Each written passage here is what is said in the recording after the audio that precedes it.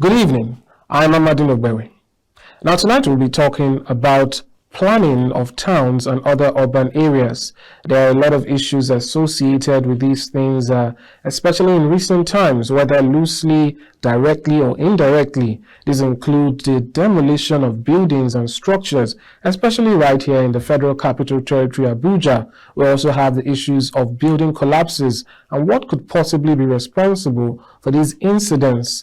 On the other hand, we have the issue of affordable housing and how this can be provided, especially for low-income earners in Abuja and Nigeria at large. Tonight, to speak on these issues and a host of others, I'm joined by the National President of the Nigerian Institute of Town Planners, Mr. Nathaniel Atebije. He speaks to me and he sheds more light on the problems and the solutions.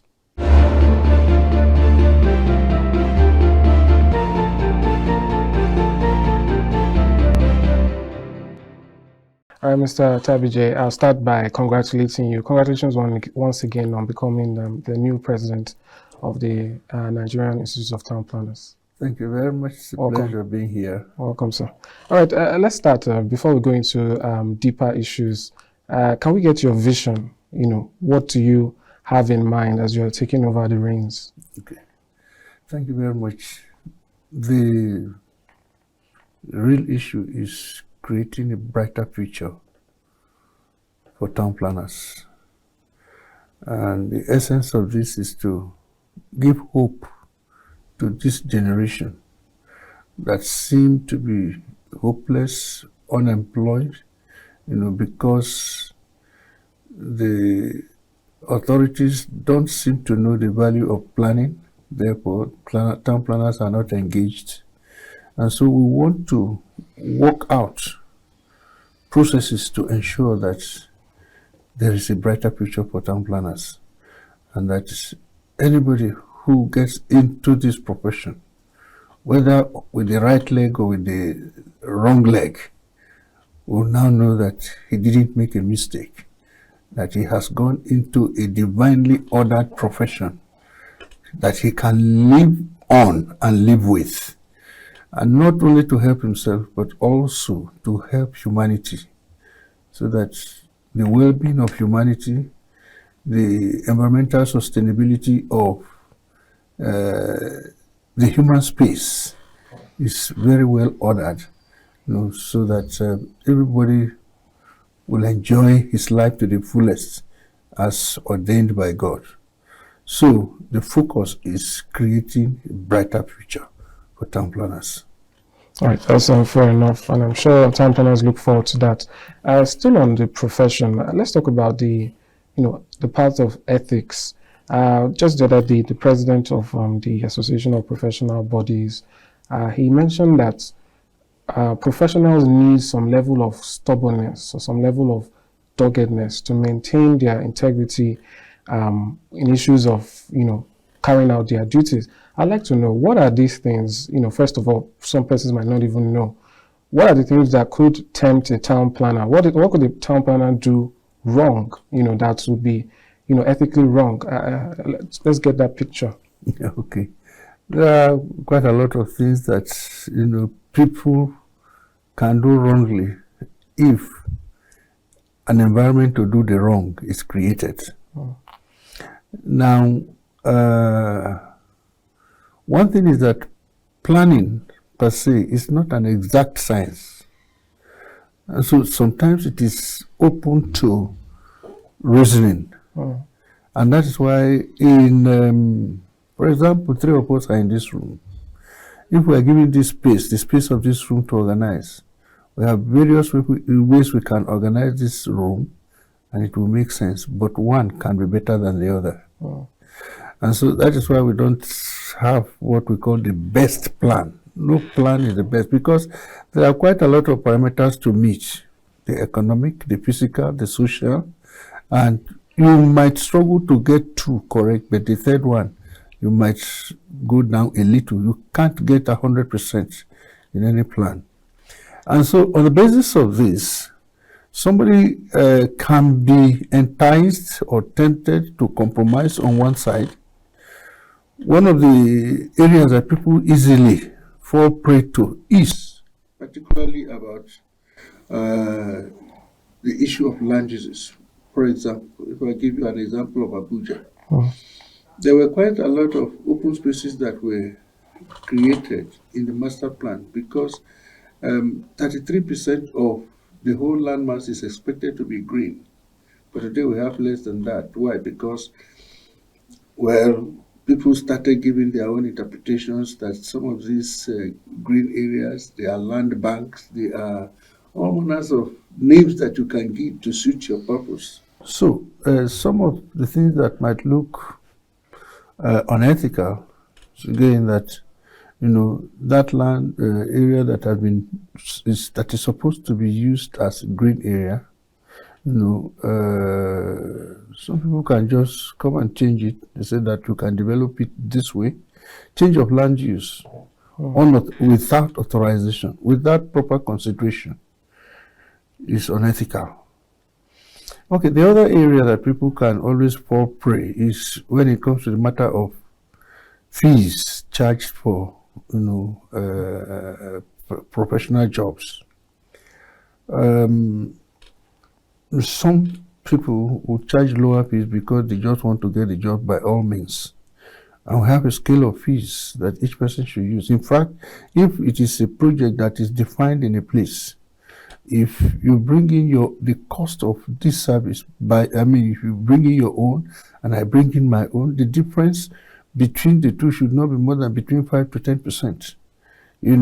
Depending upon maybe some of the facilities you have and I may not have, some of the things that you may shop from another place that I may not shop. So just little variations, but you can see that while somebody is giving you a figure, another person will give you a figure that's about 1/3 the cost of that, or even less than that, all because he wants to. And then it is also possible that, it is not ethical for a job that your colleague has done, that you simply go and condemn it so that you get it. That is supplanting. And that is very, very unethical. So these are day-to-day issues that happen, among professionals.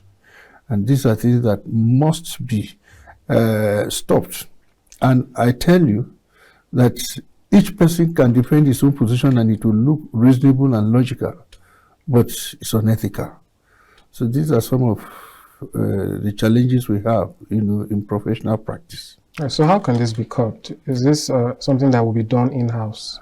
Yes, actually, it's something that is to be done in-house. Like I told you, we have in each of the professional bodies, we have people who are in charge of monitoring ethics and professional practice to make sure that, people are working in tandem with extant policies and regulations. So we do in-house cleansing from time to time. People who go against the ethical principles, we call them to order. Some of them are suspended. Some of them, we withdraw their license until visible repentance is seen in them, so that they can now come back to practice.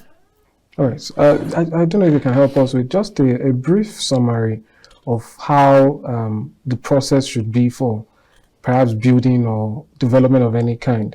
When you speak with architects, they'll tell you you can't do anything without consulting an architect who will do all that. And town planners will say, even before that, you have to go through the town planner. So what is actually the process? Take, for instance, a person wants to, get a land and start development of some type of building or another. Where should they start, if to put things properly? All right. The first person, usually in a professional setting, let us take it for granted that the person developing might not be fully aware of procedures. Perhaps the first and the immediate person he can get is the architect, because that is the one that designs buildings. And he might not know that there are some things that ought to have been done before you even design buildings. And what are these things? The town must have a plan.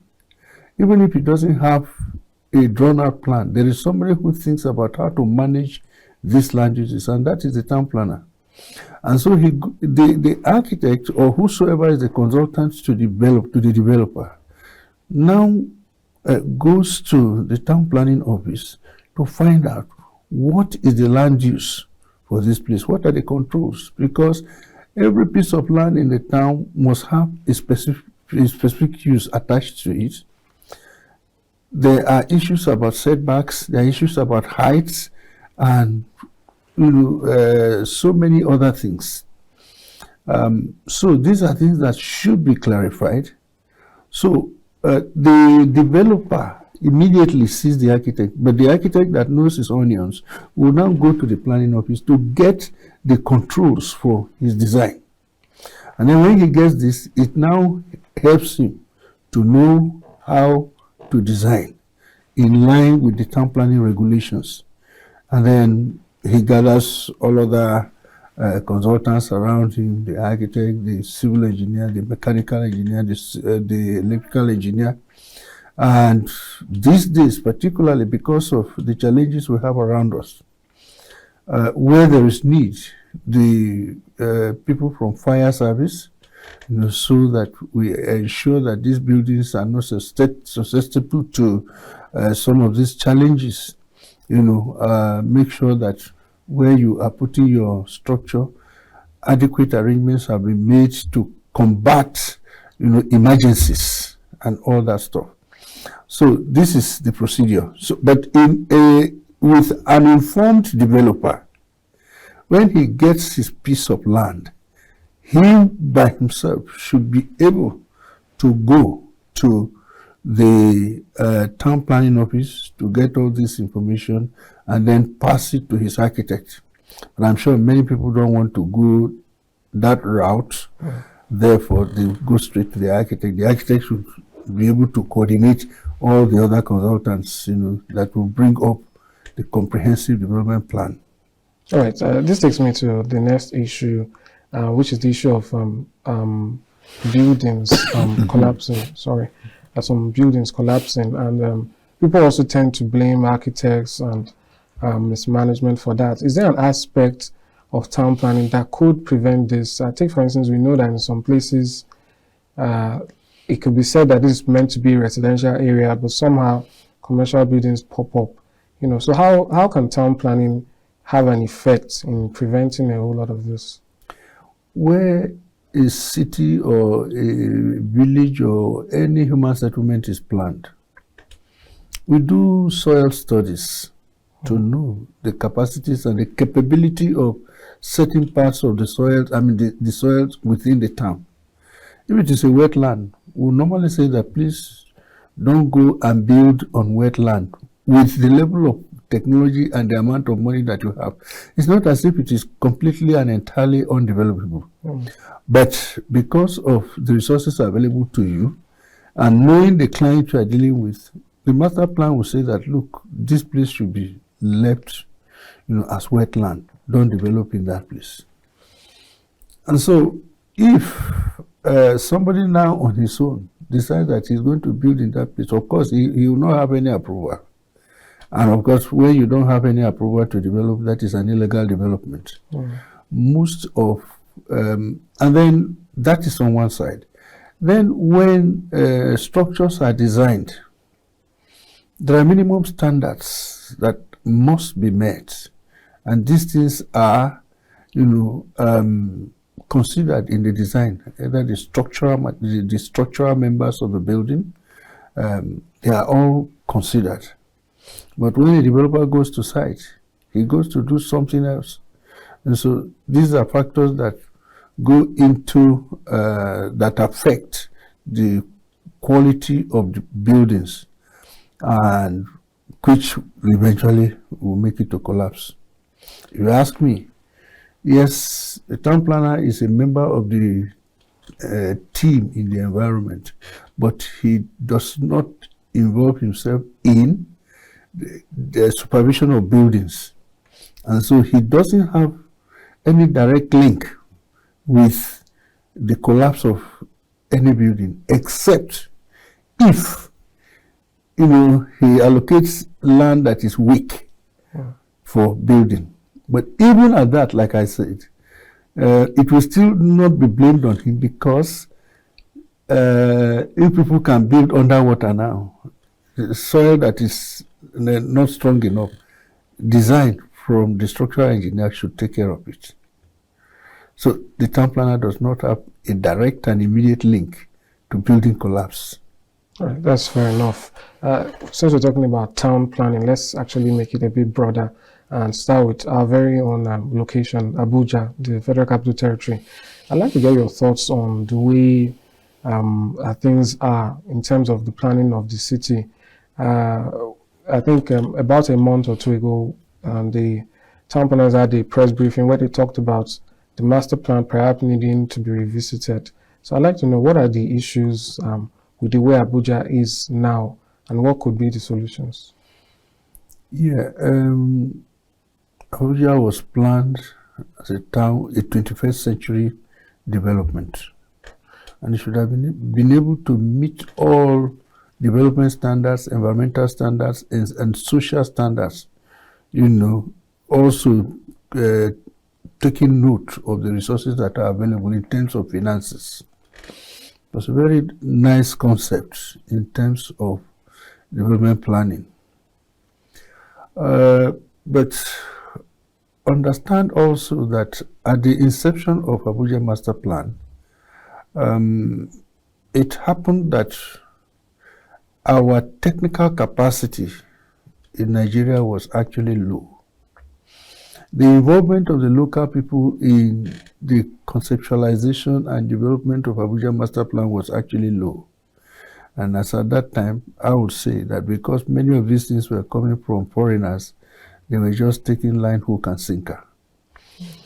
When the development started in phase 1, that is to say, from Garki to Wuse 1, Wuse 2, Garki 2, and all Maitama and Asokoro, and then perhaps just of late we are bringing in Gozape and some of those places, and including central area. There were certain things that were observed in the process of implementation that were a little bit inconsistent with our own aspirations. For example, we have a multilingual, multicultural, multi-religious situation, that everybody wants to have his own church, everybody wants mosque next door to him. And these things were, unlike the consultants who came, they only believed in having 1, 2, or 3 of these things in a district. But here, it's almost everybody to his own church. And so every day you see fights here and there, land for worship. It's insufficient. With the nature of Nigerians, you can never have enough land for worship, because everybody will almost want to sleep in his own worship place. Now, that is one aspect. And so many other areas in terms of space standards. In some places they are a bit so tight, to meet with the standards or aspirations of Nigerians. And that is why, people didn't seem to be friendly with either they are multi-tenanted or they are multi-story buildings, so that you can economize space and infrastructure. But many of our people don't seem to like that. But that was the standard that was handed over to us for the master plan. So these are issues. And of course, master plans are not cast in concrete. There's things that should be reviewed from time to time, And by the master plan for Abuja, every 5 years or 10 years it should have been reviewed. But we have not had any official review. And till now, there are claims that there have been reviews over the years. but they are just done in pockets. A few people will just sit down somewhere and discuss what they want to change and then what they want to amend, and then it's amended. Can it be done without town planners? Well, the people, some of them could even be town planners. Unfortunately, people who are not even town planners are dictating changes or amendments or reviews. And that makes it more difficult, more complex, and really unprofessional. And so these are the challenges we have with the Abuja Master Plan. And we have come of age. We have planners that know what Nigerians need. We have planners that know the feelings of Nigerians. That let there be at least once, let there be a good review of the master plan, now, because before it gets too late, because we are running out of land. Abuja was planned to be in 3 or 4 pieces. Today we are talking about phase 5. So the land that would have people have for next generations of about 50 to 100 years to come is already being consumed, just because we are not handling the implementation of the master plan the way it should. So these are some of the challenges. All right. Well, what about some others, including the issue of demolitions we're having, where people just create settlements on their own, and people say the way Abuja is arranged or planned, I don't know if that was the initial plan, wherein during the day we see movement from the outskirts to the city center, and then in the evening or thereabouts it empties out. And so people say it's built for rich people. If you don't have money, you're not meant to be in Abuja. So all these issues, especially with the demolitions too, is people trying to get close to the city center but doing it illegally, and then ending up suffering for it. So is that intentional? Was ever a plan for low-income earners or middle income and so on within the city? Every district of Abuja has provided enough space for all classes of people. Every district has provided enough space for all classes of people. If people live in the low density areas, they are allowed to create spaces for their house boys, house girls, and other servants who are there. So in such places, you allow, here they call it boys' quarters or whatever. Now, in other areas, you have, let's take Area 1, for example. That was the beginning of development. That's phase 1. And that's, right from the outset, you have, when government was even building houses for, the workers, within that place, you have 1-bedroom block of flats, you have 2-bedroom block of flats, you have 3-bedroom block of flats, and then there are some duplexes. If you look at Area 1, Section 2, you see some duplexes in some areas. So you can now see that provision has been made to accommodate the low income, the medium income, and the high income. That was at the beginning of Abuja. And so these things have been replicated in several places. Now, you also discover, let's come to things that happened recently. That government now decided that they should monitor, when the monetization policy came in, that you are allowed to buy the house you are living in. And if you look at the cost of those houses, I would say that they were at rock bottom prices. Some of the low income who were in 1-bedroom houses, in 2-bedroom houses, were allowed to buy their houses. Do you know that they got these allocations to buy the houses, but they opted to sell it and then go and live on the outskirts in places that some of them didn't have allocation of land? So moving from an organized place to go and create illegalities in some places, and then some other people, because of just what do you call it? Impunity.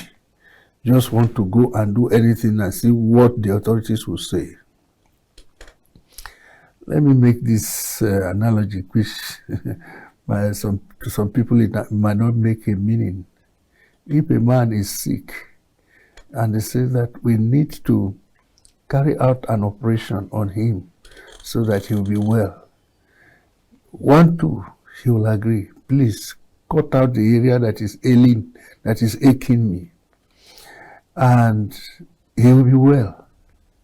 Sometimes, unfortunately, they may take him to the theater and he doesn't come back. And the physician will say, well, the operation was successful, but unfortunately we lost the patient. Everybody will still clap hands for him that he did his work. But the city is also a living organism.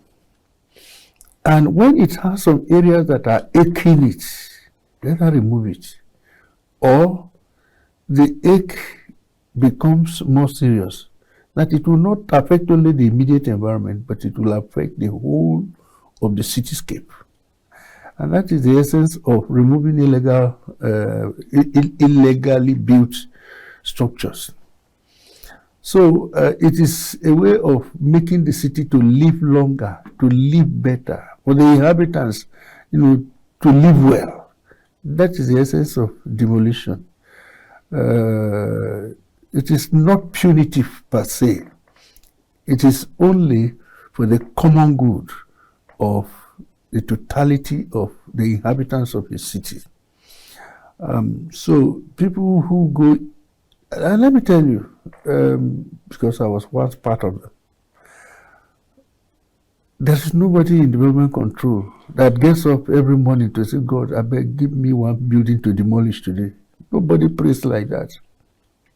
But when it becomes inevitable, when it is something that we have to do for the common good of all of us, I think it only makes sense for us to understand that let us either help in telling the people to please develop according to extant rules and regulations, or else we will lose it. And when people get to know this more and more, they will be a bit more cautioned or cautious, in spending their money in developments that will eventually go down. But some people just want to take the risk. They say, well, maybe before development control comes here, I would have been able to make the money that I've invested in this place. And that is how they go about it. Oh, that's interesting. Right. This takes me to the next issue, because we've already touched on some of what the government does. I'd like to know the relationship or if there's an open door policy between town planners and the government. Are you carried along? The challenge we have with our policymakers, so to say, is that they are interested in development, but they do not know the process, or they do not care for the process. Let me tell you something, that it is more costly to develop without planning than to develop with planning.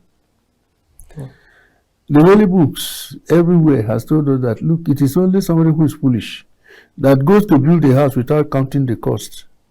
So if you put your head into a project without considering it, you know that it is going to be a wasteful project. And that is why many of the projects of governments end up not being properly implemented, because no conceptualization, no planning. Now, anything you want to develop is on land, and there's a professional, there's an expert whose job is to guide in where facilities or where developments should take place, at what rate, and what are the standards. But if you think that all you want to do is to build a hospital, and you don't even care about the location, you don't care about the environmental attributes of this project that you want to cite, at the end of the day, you are not going to get the best bargain for your investment.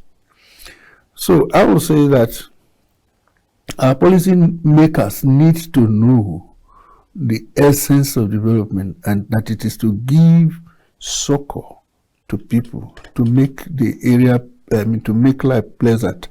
And the only way you can do it is to have the right development on the right site and the right time, conceived by the right person. And that is where the town planner comes in. I would say that unfortunately, the policymakers in Nigeria have not yet understood or have not yet known the value of town planners. So they don't carry town planners along the way it should be. Is this also in connection to your recent, urging of the government or to implement the planning law? How does that come into all of this? Yes, just like I said, that there is no prosperity in the jungle. Anywhere that is not planned, anywhere that is not planned, there is no organization, there is no order, and anywhere there is no order is a jungle. Now, and that's why we, in 1992, the federal government of Nigeria, enacted a law, that time as a decree, and then in 2004, when the civilian government came, they accepted it as a law of the Federal Republic of Nigeria. And since then, no state government except Lagos state government that has actually, domesticated it and is using it. Even at the federal level, it is there on the shelves of their offices.